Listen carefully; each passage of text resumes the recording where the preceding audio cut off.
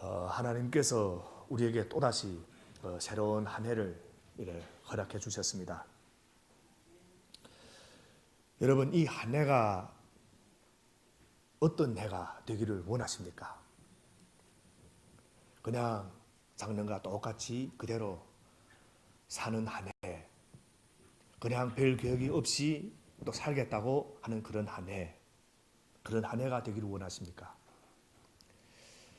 저 개인적으로도 또 교회적으로도 무엇보다 하나님의 꿈을 회복하는 그런 한 해가 되기를 소망합니다. 제가 작년까지 누가복음을 가지고 1년 넘게 강해 설교를 해왔습니다. 그래서 2019년 이 새해 첫 주부터는 얼마가 걸릴지는 모르지만 이 사도행전 이 강해를 시작하려고 합니다. 누가복음을 통해서 우리들은 참 인간이시고 참 하나님이신 예수님을 살펴보았습니다. 그분이 어디에서 나셨는지, 12살에 무슨 일이 일어나는지, 또 어떻게 사역을 하셨는지, 뿐만 아니라 그분이 어떤 기적을 일으키시고 또 무엇을 가르치셨는지, 왜 죽으셨고 왜 다시 부활하시고 승천하셨는지, 저희들은 이 누가복음을 통해서 예수님을 알게 되었습니다. 여러분, 우리는 예수님을 인격적으로 만나야 됩니다. 그리고 똑같은 저자 누가가 기록한 이 사도행전을 통해서는 성령님을 만나서 성령이 또 체험을 통해서 이 땅에서 힘 있는 삶, 능력 있는 삶, 또 예수님이 증인되는 그런 삶을 사는 방법을 저희들이 또 배워야 됩니다. 여러분, 이 사도행전은 하나님께서 우리로 하여금 꿈꾸게 하시고 하나님의 위대한 꿈에 우리를 초대하시는 그런 책입니다. 그 꿈은 우리가 땅끝까지 이르러 주님이 증인이 되는 그런 것입니다. 그래서 오늘 본문이 포함된 이 사도행전은 바로 제자들이 어떻게 성령의 능력에 힘입어 예수님을 증명하는 증인의 삶을 살았는지 거기에 대해서 소개하는 그 책입니다. 많은 학자들은 사도행전 전체의 핵심을 보여주는 그 구절이 1장 8절이라고 생각합니다. 금방 1장 8절. 그러나 성령이 너희에게 내리시면 너희는 능력을 입고 예루살렘과 온 유대와 사마리아에서 그리고 마침내 땅끝에까지 이르러 내 증인이 될 것이다. 이 구절에서 사도행전 전체의 방향을 보여주고 하나님께서 품고 계신 꿈이 얼마나 큰 스케일인지 분명히 보여줍니다. 놀랍게도 이스라엘 땅도 벗어난 적도 없는 그 제자들에게, 정말 토종 제자들에게 이 말씀 주셨다 하는 겁니다. 예수님과 함께 동행했고 예수님이 하신 일을 처음부터 끝까지 다 보았던 사람들입니다. 그런데 그들이 예수님이 십자가에 달리자 몽땅 도망갔고 베드로는 예수님을 3번이나 저주까지 하면서 부인했던 그런 제자입니다. 그런데 똑같은 사람인데 이 사도행전에 나오는 제자들이 모습은 전혀 다릅니다. 그럼 우리가 여기서 의문을 가져야 되는 거다. 왜 해서 그들은 이렇게 전혀 다른 모습인가? 목숨을 바치면서까지 예수님을 증명했고 복음의 증인으로서 손색 없는 삶을 살았습니다. 똑같은 제자가 도망치고 저주까지 했던 제자들이. 그래서 이런 것은 우리 인간의 상식을 초월하는 일인 겁니다. 그런데 하나님의 꿈은 언제나 우리 상식을 넘어섭니다. 여러분, 우리는 너무 상식에 갇힌 신앙생활을 하고 있지 않는지 우리 한번 자신을 돌아보시기 바랍니다. 이렇게 하면 이렇게 되니까 이렇게 해야만 되고, 저렇게 하면 저렇게만 되니까 저렇게 해야만 되고, 너무 상식 속에 갇혀있고 경험 속에 갇혀있는데 하나님은 우리 현실을 초월하는 그런 꿈을 우리에게 주시는 겁니다. 그리고 그 일을 또 이루어 가십니다. 왜냐하면 그 꿈은 내가 만들어내는 꿈이 아니라 하나님이 꿈이기 때문에, 또 그 꿈은 그냥 시시한 그런 꿈이 아니라 위대한 꿈, 비전이기 때문에, 그래서 하나님은 우리로 하여금 그 위대한 꿈을 꾸게 하시고 나가게 하시고 그 일을 또 이루어 가십니다. 그렇다면 하나님은 구체적으로 하나님 어떤 꿈을 우리에게 주고 싶어 하시는가?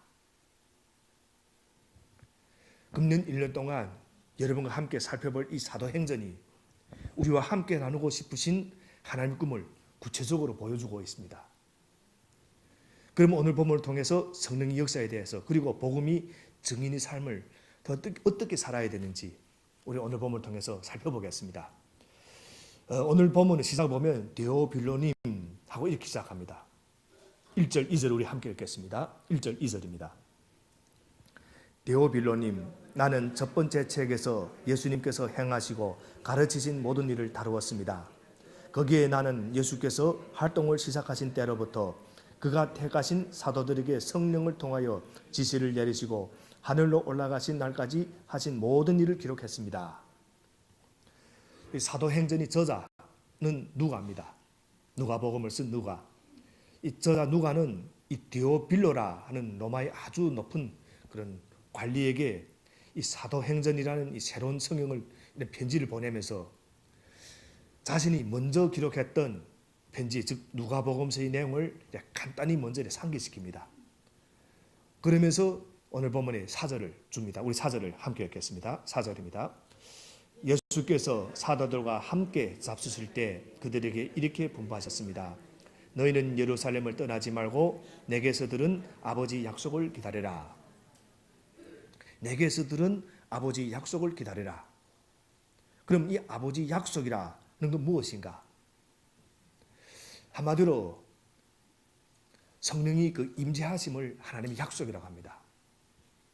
내게서 들은 아버지 약속을 기다려라. 이 말씀대로 하면 성령께서 임하실 때까지 기다리라. 그전에는 움직이지 말라 하는 말씀입니다.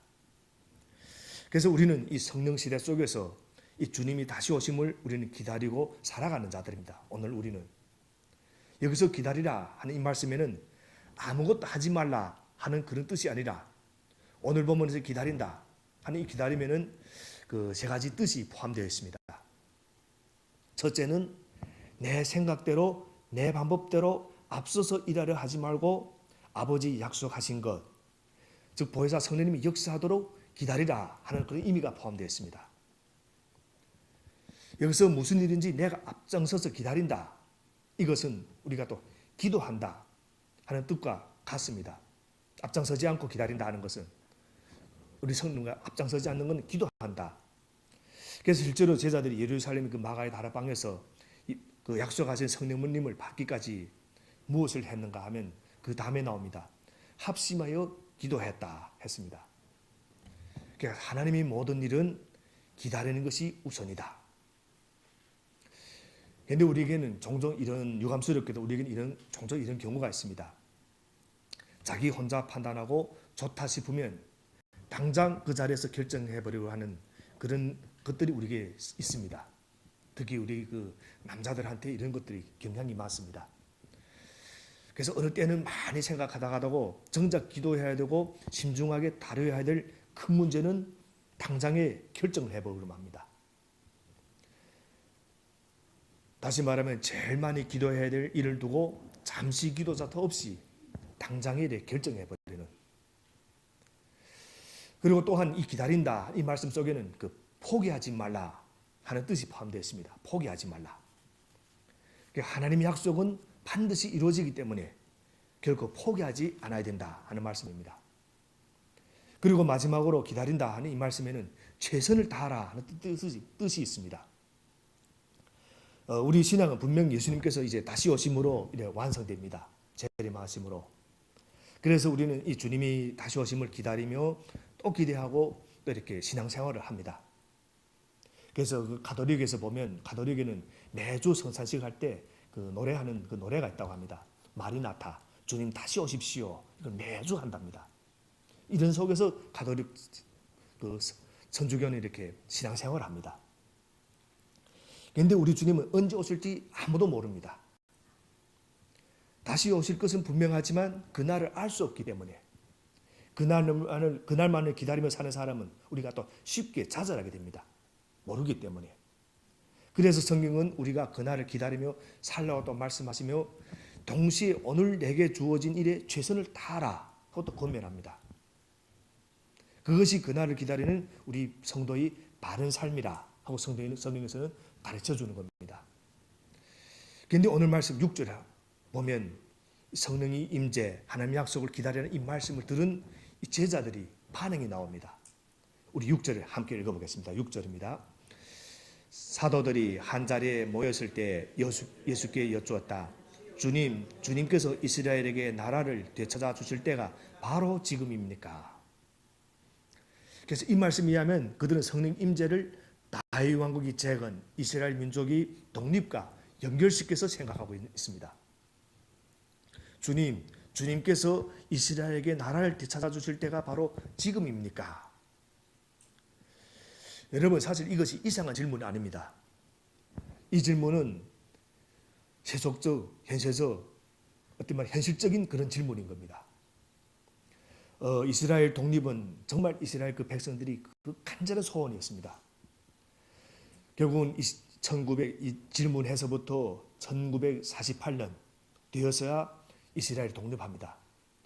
아주 2000년이라는 이 긴 세월 동안 그 유대인들이 이 독립을 해서 겪은 고통들이 얼마나 큰지 우리는 잘 알지 못합니다. 왜냐하면 이 신앙의 문제를 떠나서 자기 나라가 없는 백성이 어떤 고통을 당했는지 그 당해보지 않은 사람은 모르는 겁니다. 나라가 없는 그 서러움. 이제 드디어 예수님께서 이제 이스라엘 왕이 되시고 죽음도 이기신 예수님이 왕이 되시면 이제 로마 사람들을 다 쫓아내고 그동안 고생도 많이 했는데 또 그 고생도 끝나고 이제 드디어 새로운 세계가 왔는가 하고 지금 예수님께 질문하고 있는 겁니다. 메시아가 오시면 세계를 주관하고 우리 이스라엘이 드디어 왕권을 가지고 세계를 지배한다고 했는데 바로 그 날입니까? 그 서지자들이 말했던 그 날이 바로 그 날입니까? 하고 지금 질문하고 있는 겁니다. 여러분, 우리가 사실은 우리도 살다 보면 신앙생활 하다 보면 이런 현실적인 문제에서 벗어날 수 있는 사람이 누구도 없습니다. 우리도 이런 질문을 합니다. 그동안 여러 가지를 힘들게 살아왔는데 지금 우리가 내가 예수님을 믿게 되었으니까 지금은 그 힘든 삶에서 우리가 벗어날 수 있는 겁니까? 지금까지는 건강도 많이 약했는데 이제 예수님을 믿으니까 이제는 우리가 건강해지는 겁니까? 그동안 또 사업도 잘 안 됐는데 또 예수님을 믿으니까 세례를 받으니까 사업이 잘 되는 겁니까? 지금 우리가 똑같은 이런 현실적인 질문을 지금 제자들이 하고 있는 겁니다. 그래서 우리가 이런 질문을 비난할 수는 없습니다. 오늘 예수님이 제자들 한 질문을. 결국 이런 질문을 가져도 우리가 또 신앙생활하면 가져도 괜찮습니다. 그러나 여기서 중요한 것은 이런 질문을 하되 내 현실의 문제 속에 우리 자신이 묶이지 말아야 된다 하는 겁니다. 이 질문 속에 우리 자신이 모든 걸 걸지 말아야 된다는 겁니다. 하나님을 또 내 현실의 문제에 가둬놓고 하나님이 일하심의 한계를 정하지 말아야 된다 하는 것입니다. 그럼 질문입니다. 하나님의 일이란 무엇인가? 그 말씀이 7절부터 8절에 나옵니다. 우리 7절, 8절 우리 함께 읽어보겠습니다. 예수께서 그들에게 말씀하셨다. 때나 시기는 아버지께서 아버지 권한으로 정하신 것이니 너희가 알 바가 아니다. 그러나 성령이 너희에게 내리시면 너희는 능력을 받고 예루살렘과 온 유대와 사마리아에서 그리고 마침내 땅끝에까지 이르러 내 증인이 될 것이다. 하나님께서 우리에게 요청하는 건 단 하나. 성령이 임하면 너희가 내 증인이 될 것이다. 하나님이 이 일을 하시겠다는 겁니다.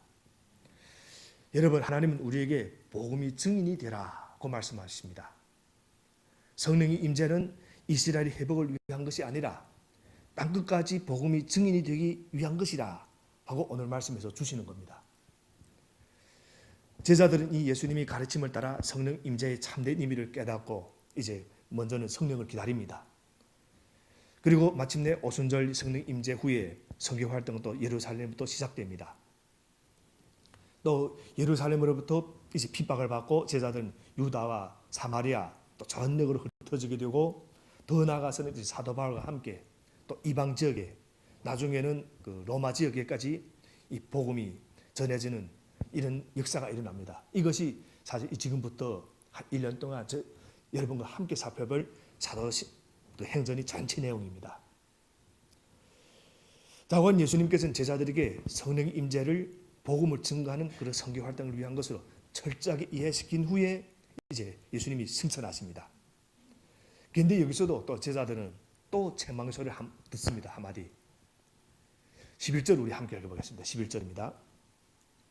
갈릴리 사람들아 어째 하늘을 쳐다보면서 서 있느냐. 너희를 떠나서 하늘로 올라가신 이 예수는 하늘로 올라가시는 것을 너희가 본 그대로 오실 것이다 하고 말하였다. 어찌하여 하늘을 쳐다보면서 서 있느냐. 천사들이 하신 말씀입니다. 여기서 우리는 하늘나라의 소망을 기다리는 사람들의 삶의 자체가 어떠해야 되는지를 또 한번 알게 됩니다. 그저 승천하신 예수께서 언제 다시 오실까 하고 막연히 하늘만 쳐다보면서 기다리는 것이 아니라 이 하나님이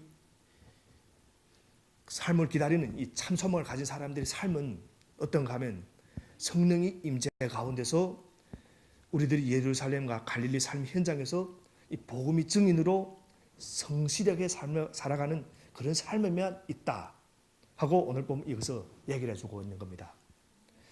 그래서 우리는 이런 말씀들을 보면서 신앙생활하면서 우리가 오해하지 말아야 될 것이 있습니다. 하나님은 우리에게 하나님을 위한 변호사가 되어달라고 우리에게 요구하지 않습니다. 변호사. 우리가 하나님이 변호사 아닙니다. 하나님은 그런 부탁을 한 적도 성경에 없습니다. 사도 바울도 아테네에서 알지 못하는 그런 신을 하나님에 비유하면서 설명하다가 이 복음 전파에서 아주 크게 실패한 적이 있습니다. 그래서 오늘 본문에 나오는 이 증인이라는 이 단어에 우리가 초점이 있어야 됩니다. 증인. 우리가 많은 성경 지식을 갖는 것이 필요합니다. 또 많은 또 그런 지식이 있어야 이렇게 우리가 또 설명을 잘 할 수 있습니다. 그러나 이 많은 지식을 가지고 있다고 해서 증인이 되는 것은 아닙니다. 증인은 우리가 보고 들은 것을 말하는 사람이 증인입니다. 아주 간단합니다. 우리가 무엇을 보고 들었는가? 예수님이 십자가의 죽음, 부활의 사건, 이런 것들을 우리가 보고 듣고, 그게 또 우리 실제 삶 속에서 일어났던 살아계신 하나님의 역사를 이야기하는 것, 이것이 증인의 삶인 겁니다. 이제 계속해서 사도행전을 또 살펴보겠지만 제자들은 그 사건을 말하면 채찍질을 당해야 했고 감옥에 들어가야 됐고 또 목숨을 잃어야 했습니다. 이 증인의 삶을 살려면. 그런데 성령이 임하면 목숨을 내놓으면서도 그 사실을 담대히 말할 수 있게 되는 그런 것들을 우리가 이제 보게 됩니다. 그래서 우리가 내가 보고 들은 것을 사람들에게 얘기하면 하나님께서 이제 역사하신다. 하나님이 우리를 증인으로 쓰시겠다. 이 말씀은 창세 때부터 하나님이 또 가지고 계셨던 계획임을 우리가 절대 잊지 말아야 됩니다. 창세기 1장 그 26절 그 아래를 쭉 보면 하나님이 우리를 지으실 때 하나님의 형상을 따라서 지었다 하는 말씀이 있습니다. 우리는 하나님의 형상을 따라 지었다.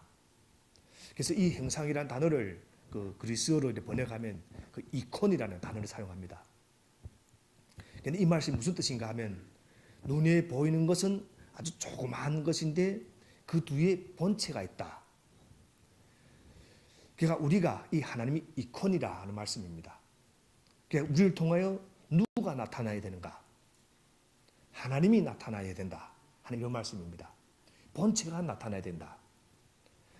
부부관계 때문에 우리가 분노하고 자신을 무시하는 사람 때 분노하고 세상 때문에 분노하고 이것저것 때문에 상처 입고 이 피 흘리는 그런 모습이 아니라 하나님이 아름다운 모습이 드러나게 하는 그런 이콘으로 우리를 지으셨다 하는 말씀입니다. 그럼에도 불구하고 우리는 어떻습니까? 현실적으로 상처를 입고 또 분노도 합니다. 그러나 하나님은 예수 그리스도의 십자가의 사건을 통해서 그런 우리를 또 치유해 주시고 우리에게 새로운 자존감을 주시고 우리가 얼마나 귀하고 존귀한 사람인가를 깨우쳐 주시고 또 그런 우리를 이제 그리고 우리에게 성령을 주셔서 증인으로 하나님의 증인으로 쓰시겠다 하는 말씀입니다. 여러분 우리들은 하나님의 증인으로 부르심을 받았습니다.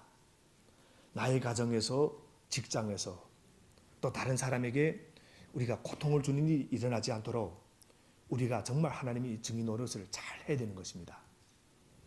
정직하게 성실하게 하나님의 사랑을 증언하는 그런 길을 걸어갈 때 세상에 실패한 것처럼 보여도 그 사람은 결코 망하지 않을 것을 하나님 또 성령에서 약속해 주십니다. 그래서 부모는 자식들 앞에서 복음이 증인이 되어야 하고, 부부는 서로에 대해서 증인이 되어야 되고, 직장에서 이웃들 가운데서 우리는 또 증인의 역할을 감당해야 되는 겁니다. 여러분, 직장에서나 이웃 사람들은 하나님을 보는 이 방법을 모릅니다. 성경을 안 읽고 또 성경에 대해서 모르기 때문에 그 사람들이 오직 보는 것은 이웃에 있는 교회에 다니는 나를 보는 겁니다.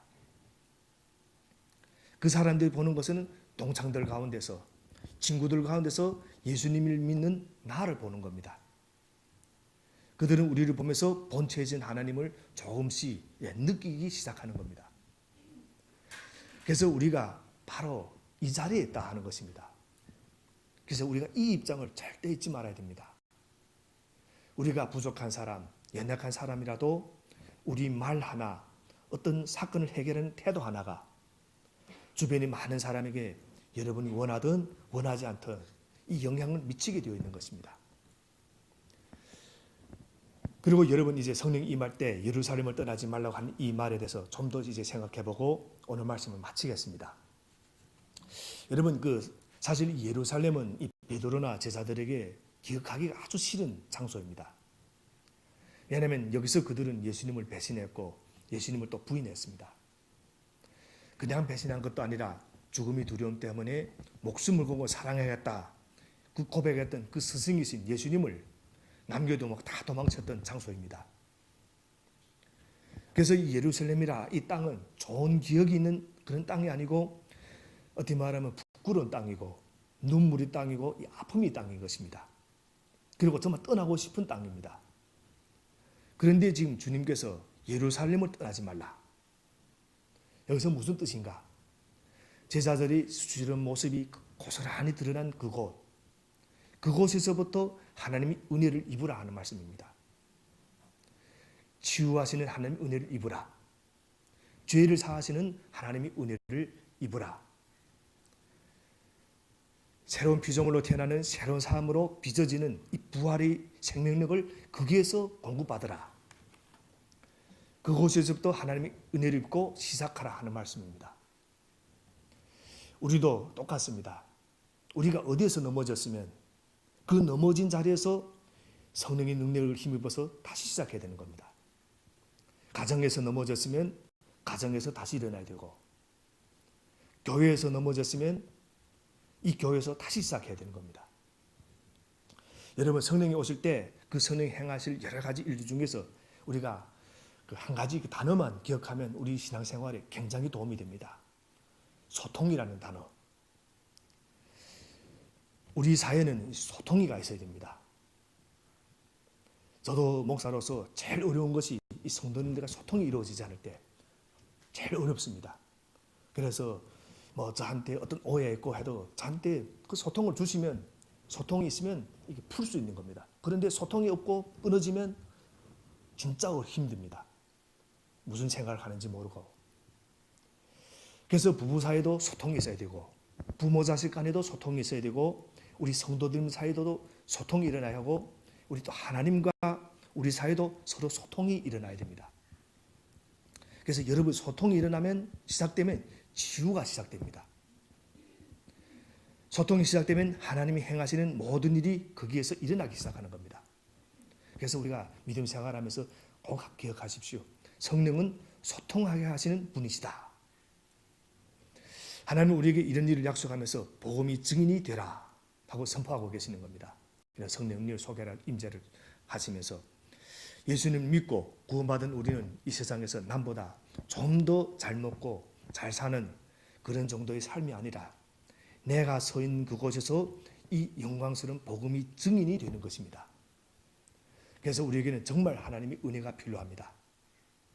내가 노력해서 잘하는 것, 그것만 가지고 할 수 있는 일이기 때문에, 할 수 없는 일이기 때문에 하나님께서 우리에게 이렇게 성령의 은혜를 베푸시겠다 하는 것입니다.